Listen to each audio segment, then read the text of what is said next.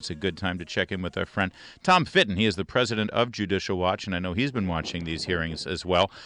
Your overall impression, Tom Fitton, of this show that we're seeing? Well, if it were a show, I probably would just think nothing of it. But I just think it's a genuine abuse of power by the Democrats running the committee.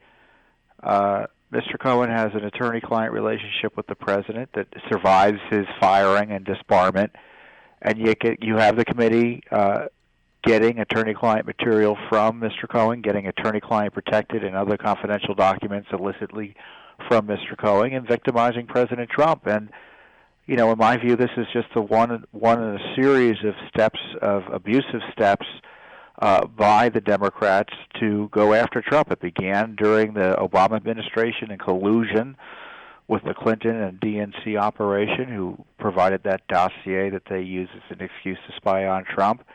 And then you see, of course, Hillary Clinton's top associates, one of her top associates, Lanny Davis, who's representing Mr. Cohen for free, sitting there right behind him. You might as well have had Hillary Clinton gaveling the hearing into order. Yeah, it's a great point. And I want to come back for a moment to this attorney-client privilege thing because, I mean, obviously you're not protected by attorney-client privilege if there's any sort of law being broken. But we're learning a whole lot of stuff that has nothing to do with criminal behavior, aren't we? I mean, this seems like a fundamental violation of that right, if it's true. And frankly, I don't think half of it is true. Yeah, of course, you just can't make the allegation you're asking about criminal behavior to bring a lawyer in to violate the confidences of his client. You wouldn't have any criminal defense lawyers being able to operate otherwise, or any attorneys.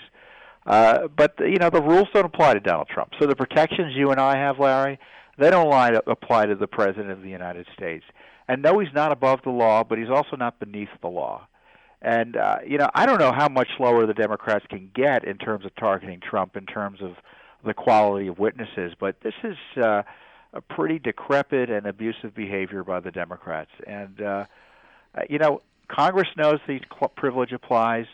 Cohen knows the privilege applies. And you know who else knows the privilege applies? The Mueller Special Counsel operation. Mm-hmm. And they've endorsed and ratified this as well. Yeah. Can you talk to me a little bit about, it seems to be a lot of people are making hay about this canceled check for $35,000, which they're referring to as criminal hush money. Now, as far as I know, if in fact it was the reimbursement of a retainer and Michael Cohen did pay the adult film actress known as Stormy Daniels money with regard to a non-disclosure agreement, what's the argument that that's illegal? Everybody enters into non-disclosure agreements in this town, or in the media for that matter.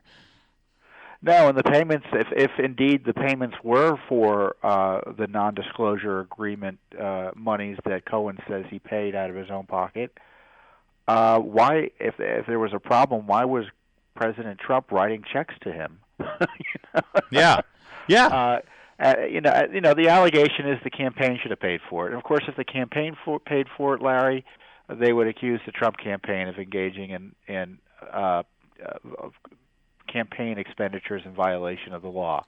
They're trying to make something out of something that may be embarrassing to President Trump, because he did not want this public, but just because you have an agreement that both parties engage in, that both parties benefit from, that Ms.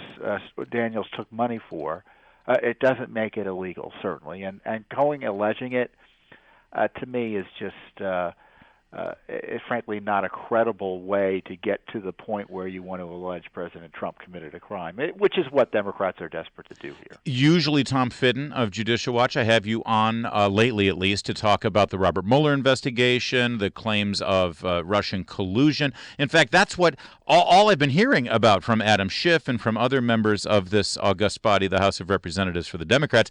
It's all been about Russian collusion. But there didn't seem to be too much about Russian collusion today. What do you make of that? Are they moving the goalposts? Is that no longer the operative issue? Well, what there was about Russia collusion wasn't helpful, and that's why they didn't want to focus on it. Mr. Cohen said he didn't know anything about Russia collusion, though he had his suspicions, which doesn't really get you anywhere. Yeah. And on top of that, he says he wasn't in Prague or in Europe, which directly contradicts core allegations of the dodgy dossier created by the Clinton DNC. To be talking about Russia, it means the Democrats need to be investigating themselves since they were colluding with them to get Donald Trump through the dossier. Yeah, well, exactly, he was asked about Prague. I played a little bit of that earlier. That's kind of a big deal, right? Because the dossier said that he was in Prague. He says now he wasn't in Prague. How many news outlets, media outlets, ran with the story that Michael Cohen was in Prague? I mean, that's all part of sadly, the false narrative that we've seen over the last 2.5 years. No, and to be clear, Mr. Mueller is pursuing the dossier and allegations like that, and they've known this dossier has been had zero corroboration for years, and yet this president's still being harassed. And recall why this hearing is taking place. It's designed to overthrow the president, and it's taking place while he's abroad. Negotiating sensitive issues on behalf of the United States of America. And this is, if a serious hearing is a serious hearing, and maybe they had an argument one way or another, if it's a serious hearing, that they're going to hold it no matter where he's traveling. But my gosh. Well, I think we would have gotten to it by now. Just to embarrass him with a really discredited person, to try to embarrass him and violating his rights in doing so is just unbelievable. Yeah, it is. But sadly, it's what we've seen. Third world government type of activity. We only have a minute left here. We are expecting, though, to get that Mueller report sometime in the next week or two. What is your opinion in terms of, I haven't heard you comment on this, whether that report should be made public or not, if in fact there's no criminal findings other than what we've already learned about?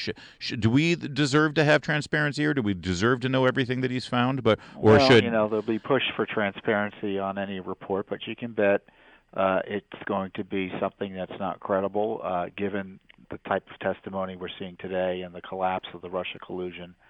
I kind of take a different view. There should be no dossier written by Mr. Mueller. We already have one dossier. We don't need another one written by the Get Trump partisans on his team. Well said, sir. Tom Fitton, he is the president of Judicial Watch. Go to judicialwatch.org because that group's doing a whole lot in this town, and we need them to keep going. Tom, thanks for joining us today, as always. You're welcome, Harvey. Thanks.